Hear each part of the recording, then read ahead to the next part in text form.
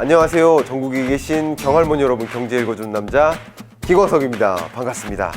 자, 신흥국 하반기 어떻게 경제가 흘러갈까 많은 분들이 궁금해 하십니다.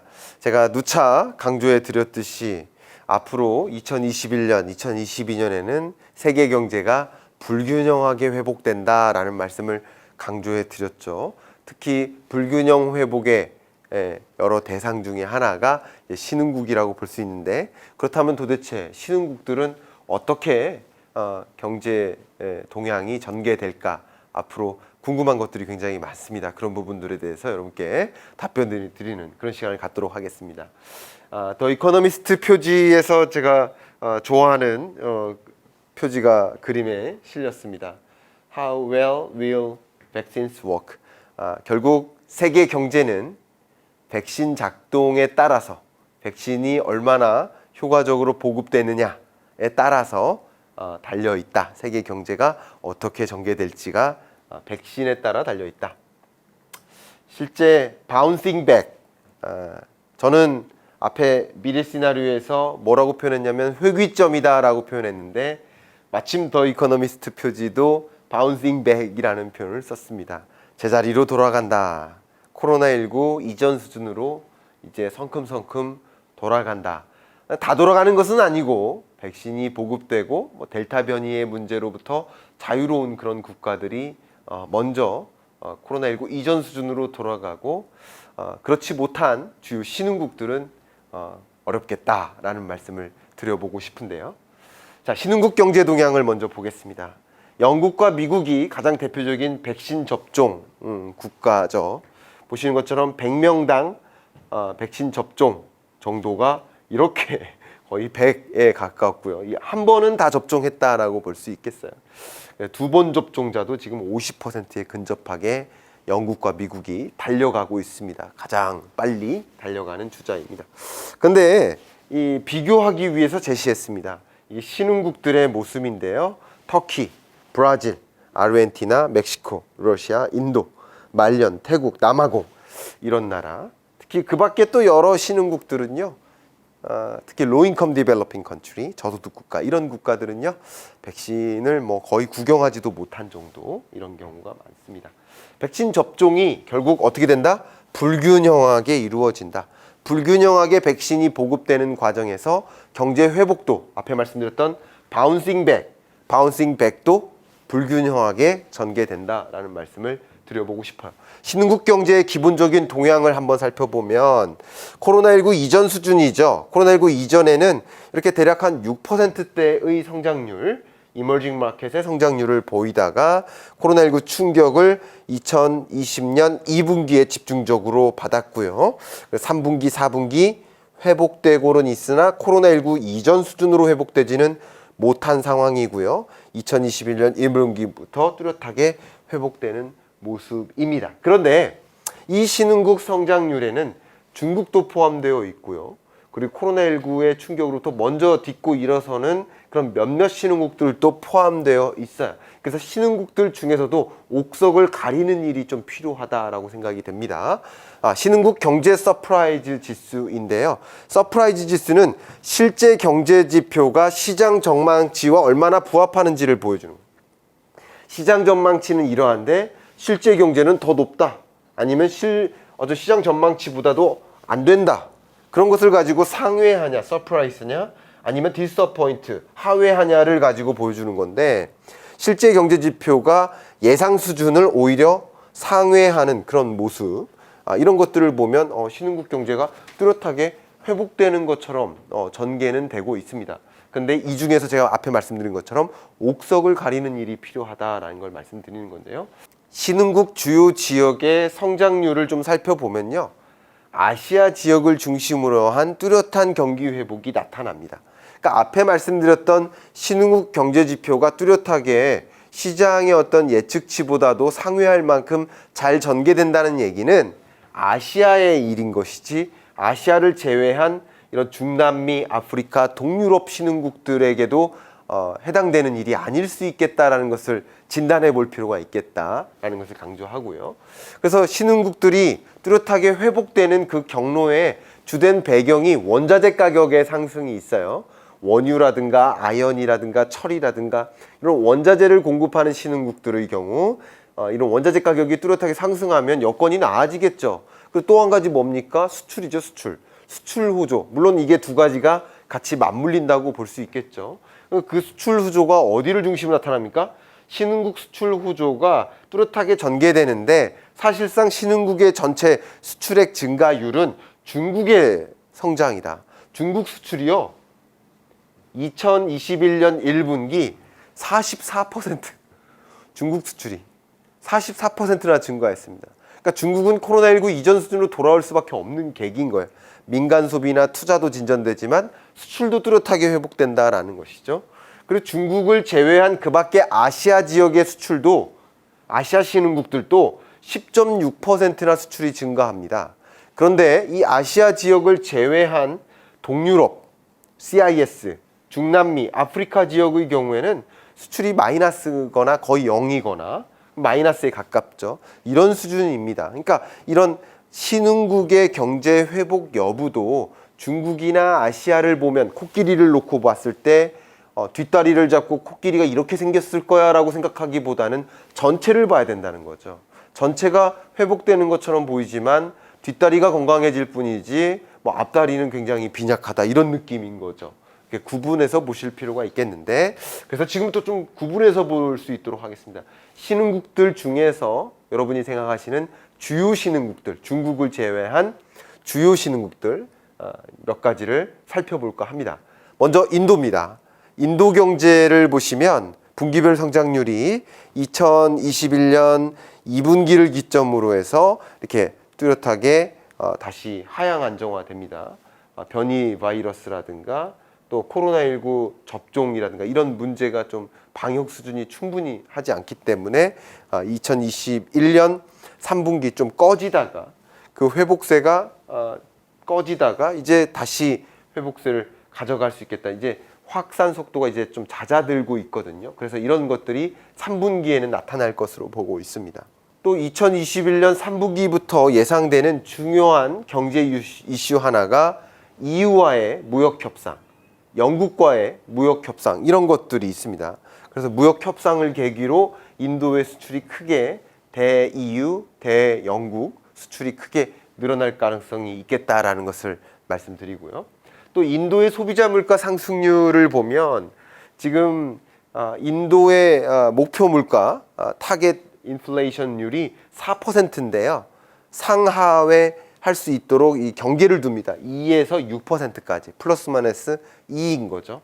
그래서 2에서 6%를 안정적인 물가로 보고 있고 인도는 4%를 타겟 인플레이션율로 보고 있는데 물가 상승률이 상당한 수준으로 적정한 수준으로 왔어요. 그러니까 물가가 적정한 수준으로 오면 통화 정책을 물가 때문에 기준금리를 인상하거나 이럴 필요가 없어졌기 때문에 나름대로 경제를 회복시킬 만한 수단들이 남아있게 된다. 그런 요점에서 2021년 3분기 이후에 어느 정도 이제 회복되는 경로. 근데 회복세가 굉장히 뚜렷하진 못하다라는 것을 말씀드립니다. 브라질 경제를 좀 보도록 하겠습니다. 브라질 경제가 역시 3분기, 4분기 좀 하향 안정화 되는데요. 하향 안정화 되는 과정에 여러 가지 문제가 있겠지만 인플레이션입니다. 보시는 것처럼 브라질의 목표 인플레이션율이 3.25%예요. 이게 타겟인데 이 소비자 물가 상승률이 굉장히 높게 형성됩니다. 그러니까 세계 각국의 모든 인플레이션이 전개되는 게 아니라 브라질과 같은 나라들이 그 인플레이션이 굉장히 심각하고 물가가 이렇게 높게 형성되면 상대적으로 돈의 가치가 떨어지고 특히 저소득층은 뭐 굉장히 궁핍하게 되는 거죠. 생활을 영위하기가 어려워지는 거죠. 그래서 당연히 브라질은 먼저 기준금리를 인상해 나갑니다. 여러 가지 문제들이 있었겠지만 대내적으로 봤을 때도 이런 인플레이션 때문에 견디지 못하고 기준금리를 인상해 나가는 거죠. 인플레이션을 잡기 위해서, 타겟에 맞추기 위해서. 근데 타겟에 맞추기가 어려운 상황이에요. 그런 상황이 이렇게 전개되고 있기 때문에 브라질의 회복세가 굉장히 더디다. 그러나 이제 상방 요인이 몇 가지가 있죠. 그 상방 요인 중에 하나가 이 브라질 같은 경우 아연의 수출이 절대적인 비중을 차지합니다. 전체 수출의 16%나 차지합니다. 근데 아연 가격이 2021년 하반기에 대략 한 20% 상승세를 유지할 것으로 전망을 하고 있는데, 그런 관점에서 수출품 가격이 상승하고 그러다 보면 수출 규모가 늘어날 수 있고, 특히 외국인 직접 투자 FDI가 많이 유입될 것으로 전망을 하고 있습니다. 그런 부분들이 브라질 경제를 떠받쳐줄 뿐이지 브라질 내부적으로는 굉장히 큰 어려움이 있다, 이런 것들을 말씀드립니다. 자, 그 다음 러시아입니다. 러시아는 상대적으로 관광업이 차지하는 비중이 다른 신흥국들보다 낮은 나라예요. 관광 산업이 그렇게 중요하지 않은 나라예요. 러시아 같은 경우는 전체 이 GDP에서 4.8% 정도 관광 산업이 차지하고 있는데, 그러니까 관광 산업의 비중이 작기 때문에 코로나19 충격, 대봉쇄의 충격이 상대적으로 미미했었다, 상대적으로 제한적이었다라는 것을 말씀드리고요. 근데 원유 수출에 대한 의존도가 굉장히 높죠. 이렇게 뚜렷하게 경제가 성장하고 회복된 이유는 수출이 늘어난 건데, 이 원유 수출이 전체 수출의 30%나 차지합니다.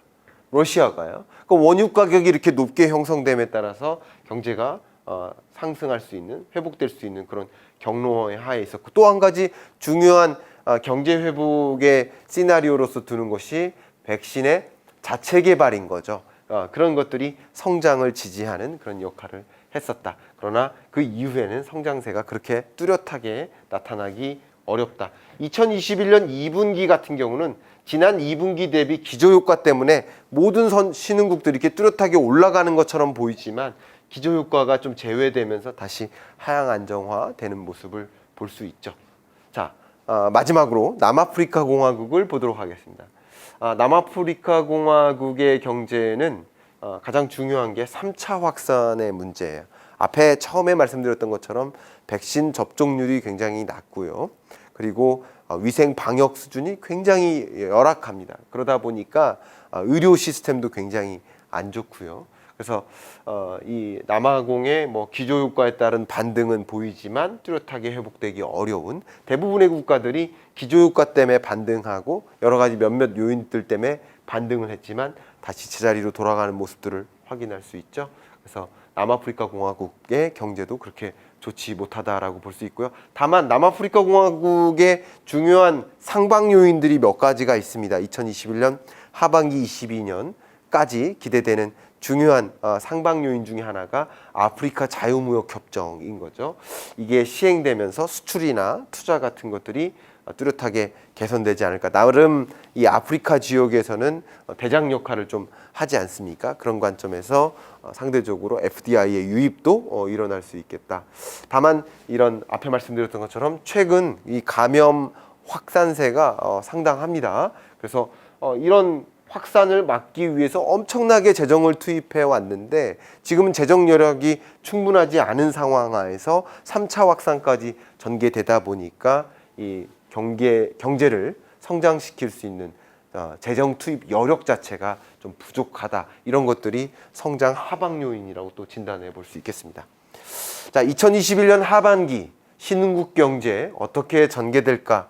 종합적으로 말씀을 드려보면요. 신흥국 경제는 2020년에 마이너스 2.2% 수준의 엄청난 충격을 경험했죠. 특히 2020년 2분기, 3분기에 그 충격이 집중됐었죠. 근데 2021년에는 6.7%로 반등하고 22년에는 기저효과가 사라지면서 5%에 근접하게 갈 것이다. 신흥국 경제가 회복되긴 회복된다. 그러나 모든 국가가 다 같이 회복되는 것이 아니고 요약해 본다면 중국, 그리고 중국을 제외한 아시아 이런 지역을 중심으로 회복세가 뚜렷하다. 그러나 그 밖에 다른 신흥국들은 상방 요인들을 몇 가지 말씀드리긴 했지만 상당히 위협적인 수준으로 전개되고 있다라는 것을 말씀드립니다.